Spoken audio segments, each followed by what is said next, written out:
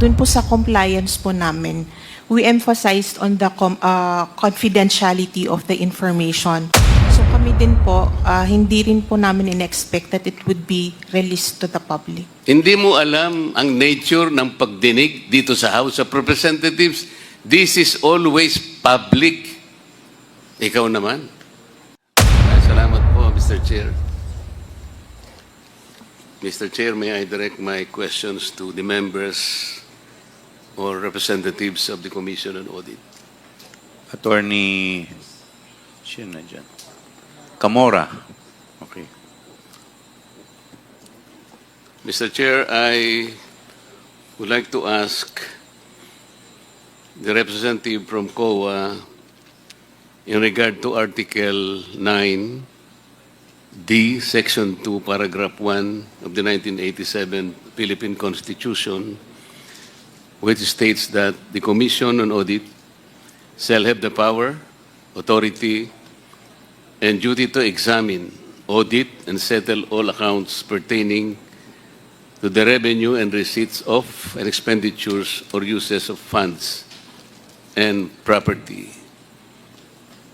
You understand this provision, Madam? Yes, Mr. Chair. This provision is constitutional. Yes, Mr. Chair. And this is related to Section 25 of Presidential Decree 1445 or the State Audit Code of the Philippines, which is statement of objectives. It says that in keeping with its constitutional mandate, this is in relation to the provision in Constitution I previously referred to you, the Commission adheres to the following primary objectives. I'm quoting paragraph 2, Mr. Chair, which states to develop and implement a comprehensive audit program that shall encompass an examination of financial transactions, accounts, and reports, including evaluation of compliance with applicable laws and regulations. You're also familiar with this provision. Yes, Mr. Chair.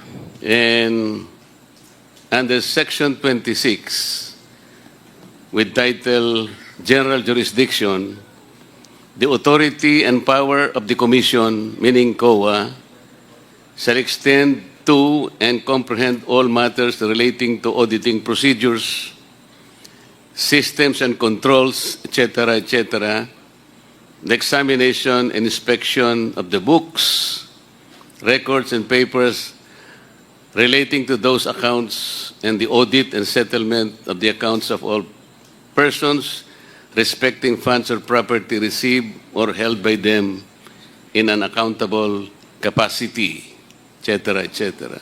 You're still familiar with this provision? Yes, Mr. Chair. These are all provisions which give mandate to COA in the examination, audit, and settlement of public funds. I am correct. Yes, Mr. Chair. Mr. Chair, I'd like to ask the representative from COA if the Constitution allocated this particular mandate to other agencies or offices of government other than COA. Mr. Chair, it is exclusive to the COA. It is exclusive to the COA. COA alone has the mandate and authority to perform all these functions. Audit, Mr. Chair. I just read before you. Is that correct? Yes, Mr. Chair. In issuing the audit observation memo to the Office of the Vice President, what are the processes involved in order to complete the examination in relation to this action, Madam? What audit actions, Mr. Chair?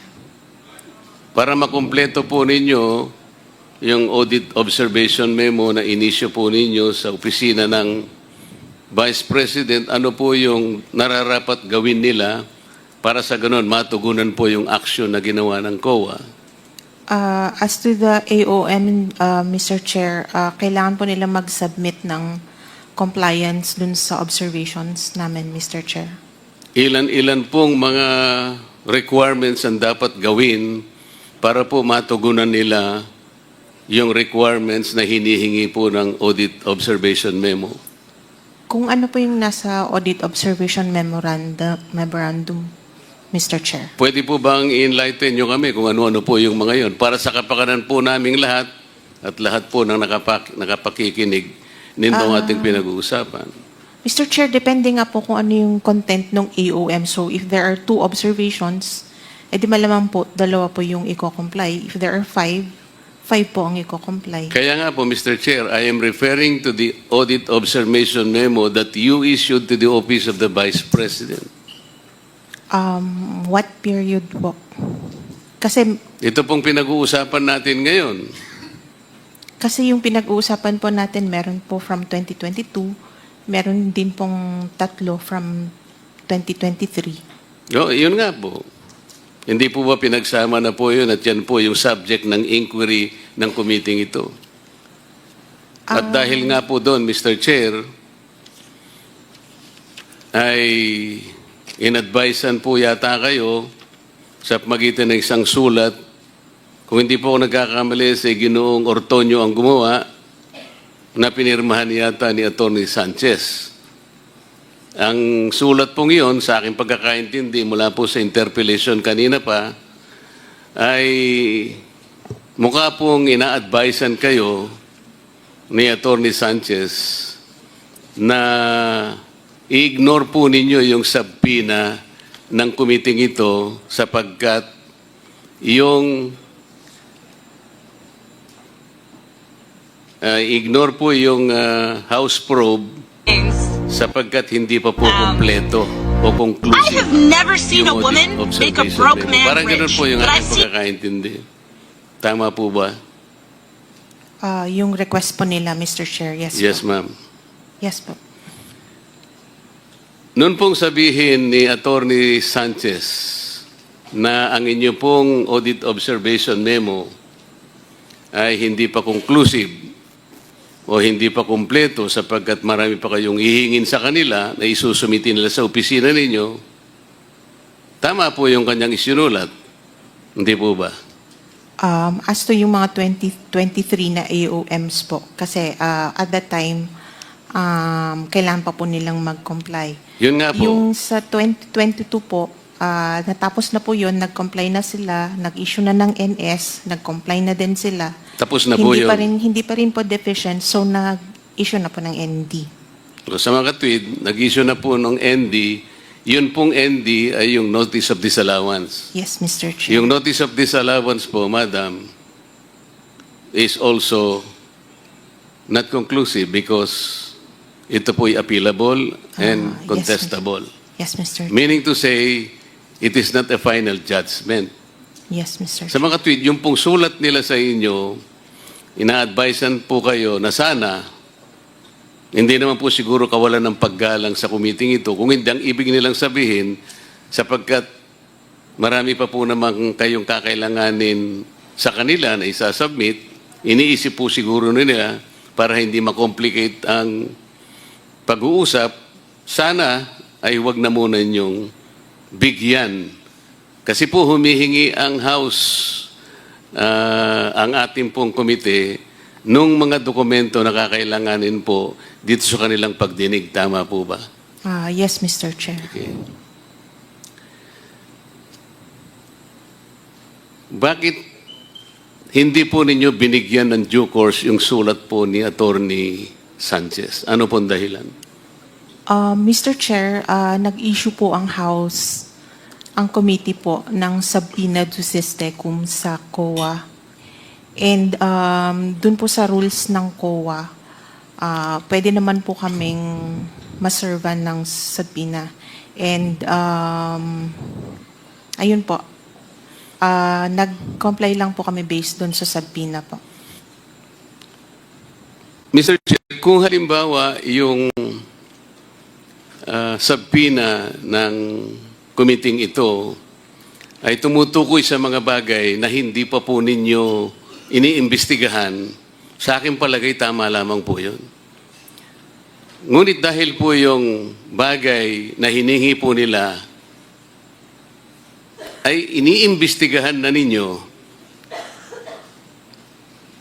hindi ba dapat ay pumayag kayo na sana'y i-advise nyo yung ang House na, Sir, Madam, with all due respect, ay hindi muna po namin kayo mabibigyan ng inihingi po ninyo sapagkat sa ngayon po ay kami po yung kasalukuyan pong nag-iimbestiga. Hindi po ba pwede ring idahilan yon, Madam, without disrespecting the Committee on Good Government?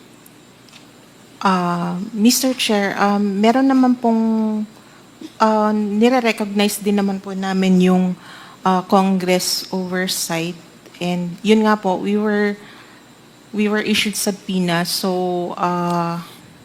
Mr. Chair, sinasabi ko nga po yun eh. Kung sa bagay siguro na hindi pa ninyo iniimbestiga, makatwiran lang na talagang pagbigyan nyo at nasa lugar naman po.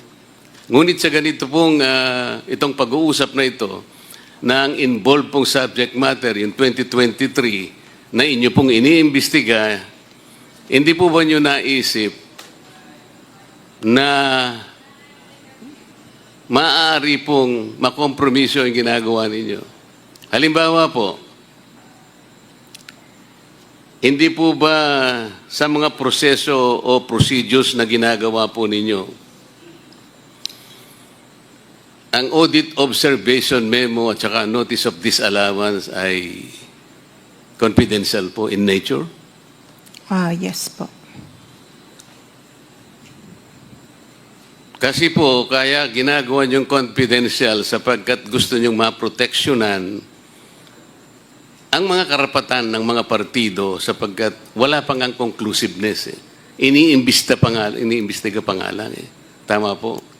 Yes, Mr. Chair. Actually, audit lang po yung sa amin, not technically, hindi po investigate. Kaya nga importante po na maproteksyonan kasi ino-audit nyo lang.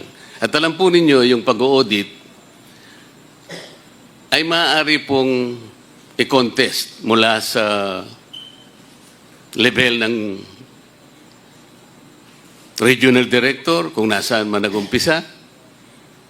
Kung sakasakali pong hindi natapos doon, maski sa level ng commission proper, inaapila pa rin po.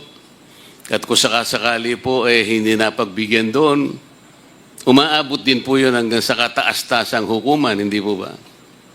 Kaya po pinapanatili natin confidential ang proseso. Hindi po ba nyo naisip kung sakasakali, yung pong ginagamit po ninyo sa inyong pag-audit ay ibibigay po ninyo sa Committee on Good Government, mabubuyang-yang po yung mga dokumento because of the nature of the hearing in the House of Representatives. Tama po? Tama po. Kagaya po ng nangyayari ngayon. Bago po ako magpatuloy, ay gusto ko munang itala on record na hindi ko po binibigyan ng hatol. I am not judging what the Committee on Good Government has done so far in relation to the documents that you furnished this office. Ang sinasabi ko lamang po, kanina po sa unang pagtatanong ko sa inyo, ang sabi po ninyo, there is no other office or agency of government na binigyan po o inallocate ng ating saligang batas para kopyahin ang ginagawa ninyo. Wala na po, kayo lang. Hindi po ba niyo naisip na ang inyo pong gawain, ang inyo pong gagamitin sa inyong pag-audit ay nagamit po ng local government at hindi nyo man lang ipinaliwanag, sana kanina pa po na tinatanong ko, bago pa po ninyo ibigay, pinagbigyan nyo sana yung sulat po ng attorney sapagkat nasa inyo na po ang pag-uusisa ng pag-audit. Masasakripisyo po, masasapubliko po ang gagawin ninyo kung sakasakali. Tama po ba? Tama po, Mr. Chair. Ang audit po ay exclusive sa Commission on Audit. Pero since ang Congress po ang may hawak sa yung pera po ng yung power of the purse po, I think we do recognize yung Congress oversight over that power, and similar to sub judice po, hindi po nababind ang Congress pagdating po sa power ng Congress na yun po. Mr. I think Chair, hindi gusto ko naman pong- po audit ang gusto nilang gawin, which is yung audit po ang sa amin. So, Mr. Chair, gusto ko pong malaman sa sagot ng ating representative ng COA. Opinion mo ba yan o yan ay kinuha mo sa pinakamataas na opisyal ng COA sapagkat hindi ikaw ang magbibigay ng katwiran dun sa kung ano yung power of the purse at kung ano ang significance nung subpoena na tinanggap ninyo. Ito ba ay pinag-usapan ninyo, tirepair mo sa commission proper? somehow na-discuss. Ano po? Somehow po na-discuss. What do you Although mean ang- somehow? Kasi po importante yun eh. ang- Alam po ninyo na magkakaroon po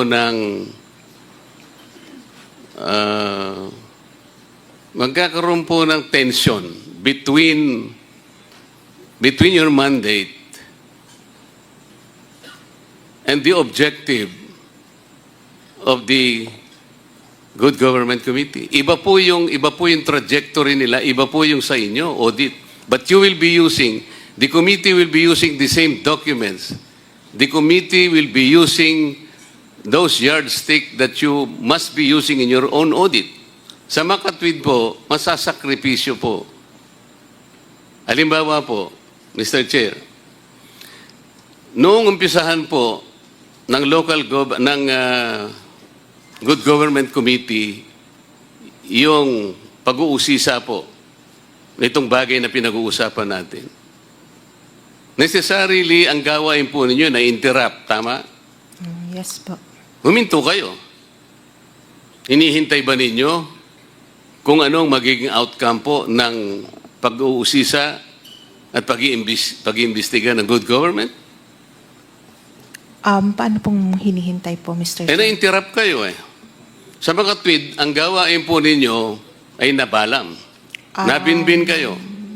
It continues naman pa rin po kahit na may mga... Kasasabi mo lang kanina, na-interrupt eh. Ngayon, continuous. Itong sa OVP po, pero sa other audit, Ito po sinasabi natin, itong pinag-uusapan, the subject matter of the law of this Good Government Committee. Necessarily, ang trabaho po ninyo in relation to the issuance of that audit observation memo was interrupted. Tama po, Madam. Opo, but yung sa other liquidations naman po ng other offices, continues pa rin naman po. Or sa other, yung sa katulad nung pong sa 2023 na audit, nireceive naman pa rin po namin yung mga compliance po nila. Madam, dito po sa binasa kong provision kanina, Mr. Chair, kayo po ang may karapatang gumawa ng isang comprehensive program kung paano isasakatuparan ang pag-audit sang-ayon po sa pamantayan ng ating saligang batas. It cannot be delegated to any other agency. Nag-usap na tayo kanina. Yes po. What has been delegated can no longer be delegated. Yes. That is a principle of law. Yes po. Sa mga abogado pong nandito, alam po nila yun eh. Potestas delegata, non delegare potest. Nagkakaintindihan po tayo. Yes po. So effectively, you delegated the idea, the work that you should have been doing in the first place. I cannot blame this committee kasi hindi po nyo in-advise eh. Paano ngayon? Hindi po ba na-compromise yung independence ng Commission on Audit. You have to remember, the COA is an independent constitutional body. Yes, Mr. Chair. I believe there is no compromise naman Yun po, ang palagay mo. since yung audit procedures still belong with the Commission on Audit. Yun ang palagay mo. You're talking of procedures, pero compromise nga yung mga dokumentong gagamitin ninyo. Kasi binigay mo nga, sabi ko nga sa'yo, walang kasalanan ang committee ito sapagkat sinabi na binigay mo without advising them. Sana man lang, sumulat ka man lang, and then the committee, malay mo, they have way with their options. Baka sakaling hindi ganito nangyari. In this particular case, narinig mo kanina, nagsalita ang aming speaker. Sabi niya, let us strengthen the institution that uphold our democracy. Pero po, doon sa ginawa po ninyo, did you strengthen the foundation and the independence, the authority of the COA as enshrined in the Constitution? Mr. Chair, dun po sa compliance po namin, we emphasized on the confidentiality of the information. So kami din po, hindi rin po namin in-expect that it would be released to the public. Hindi mo alam ang nature ng pagdinig dito sa House of Representatives. This is always public. Ikaw naman. How can you say na hindi mo alam? Sa inyo po kasi confidential. Iba po yung modality nyo because this is audit. Pero once na binigay mo dito, the House of Representatives and all the committees will conduct and undertake meetings publicly. Wala po kaming private meetings. So pag sinabi mong hindi na compromise, opinion mo yun eh. Opinion mo. You are not in a position to tell us na hindi na compromise. Only time will tell.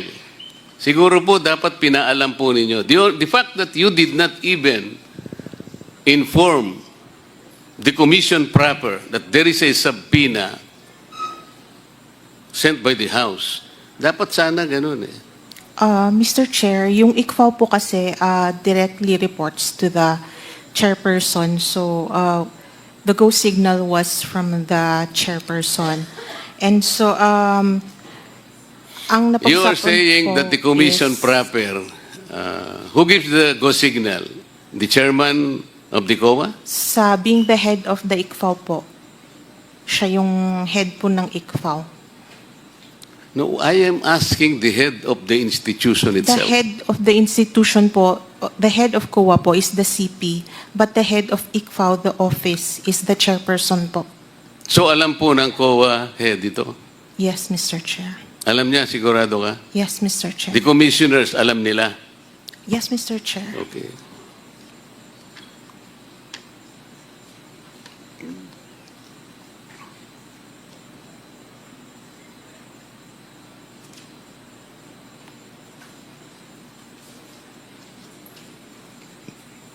Narinig po ninyo yung bahagi ng mga interpellation ng mga kasama ko kanina. Most of it siguro, meron po kayong natatandaan.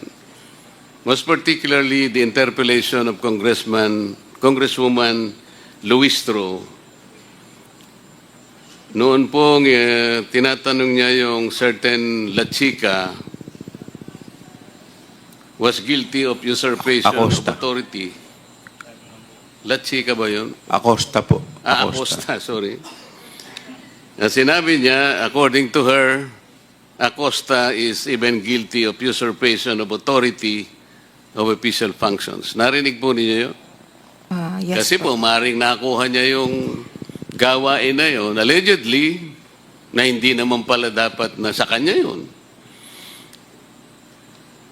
Noon pong hindi nyo inadvisean ang Committee on Good Government, technically, part of your mission, part of your mandate on authority was usurped. Sila na po yung nagtatanong eh. Ang ginagamit po nila, yung mga dokumento, yung mga reports, and the papers na sa saligang batas, ang sinasabi, kayo po ang dapat mag-examine, kayo po ang dapat mag-audit, nobody else. So in a way, part of your function was usurped, technically. Tama po. Tama po, Mr. Chair, pero it does not Hindi, mean tama po. po. Tama po, pero Pero, it does not mean po na we will just take it hook, line, and sinker. We will still audit based on what our standards are. I-conduct pa rin po namin yung audit na based sa amin po. o palagay natin, paano kung hindi pareho ang outcome nyo? Paano hindi pareho ang conclusion nyo? What happens?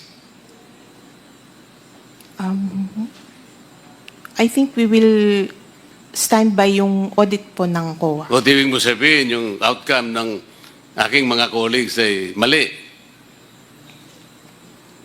Ang sinasabi ko kasi pwedeng hindi kayo magtugma eh. Because your procedure is different. The manner of questioning probably is not even personal. Passive ang sa inyo, active sila. Yes, Mr. Chair. On that part, we will still use our expertise Kaya nga, on our you will audit. still rely on your expertise because you are the expert. Kayo ang nakakaalam ng comprehensive program and plan. Kayo ang expert sa inyong mga fields. And the members of this committee, hindi sila expert. Yan ang ibig mo sabihin. Yes, Mr. Chair. Kayo ang expert. Sila hindi expert. Tama? Kaya pwedeng Iba naman po ang sa Kaya nga yun ang Congress, sinasabi ko Mr. sa iyo Chair. magkakaroon sigurado kayo ng pagkakaiba ng resulta. What happens then? What will happen to the integrity of the Commission on Audit? Sir, eventually, if ever man na mapunta po ito sa CP and then mapunta sa courts, even the courts can reverse COA po. Ang iniiwasan po kasi natin ay yung magkaiba po ng outcome. Pareho po yung ginamit. Ang mga papeles, ang mga report, lahat po ng dokumentong nakita namin inisa-isa at binusisi ng mga kasama ko are the same. Pero mag-iiba po kayo ng outcome. Mr. Chair, I believe ang outcome po from Congress is legislation, while ang sa amin po is yung result of audit po.